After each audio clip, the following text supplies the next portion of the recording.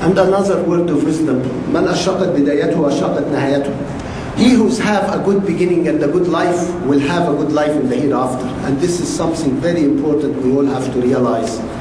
And when we say a good life is satisfied with what we're in, this is the most important.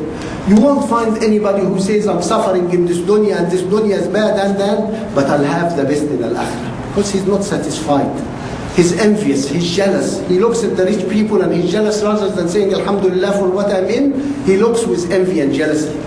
And there cannot be envy and jealousy in the heart of the believer. He believes and that this is Allah and the best from Allah, and whatever he's in, he's satisfied.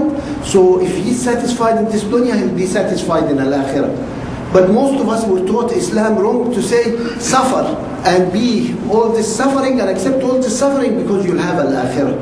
Yes, accept it to be satisfied that this is from Allah subhanahu wa ta'ala. But all this jealousy and envy, and then we say, I'm going to have a good akhirah, how could it be? And then always also tell us, كل معصية وغفلة أساسها الرضا عن النفس. Every sin starts with that we are self-satisfied with ourselves. We think we're good. Once we think we're good and we're satisfied with what we do, all the sins, that's the start of all the sins. And the start of all obedience, that we're not happy with ourselves. We think we can do better. We constantly do better. And this is the ihsan. The ihsan is constant improvement. And the next word of advice is about being humble. And Ibn Ata'illah says, من أثبت لنفسه تواضعا فهو المتكبر حقا. He who thinks he's humble, he is the one who's arrogant. If you think you're humble, you are arrogant. Meaning, and that's explained in the next word of wisdom that says, the humble person is not the one who does a deed and says, I am humble, that's why I do a deed. The humble person is he does a good deed and then realize he could have done better and say, I should have done better. So you always think there is better and you could have done better. But if you think that you have done a good deed and this is the best and I'm better than others, this is not humble. This is arrogance. So first, if we think we are humble, we're not humble, we're arrogant.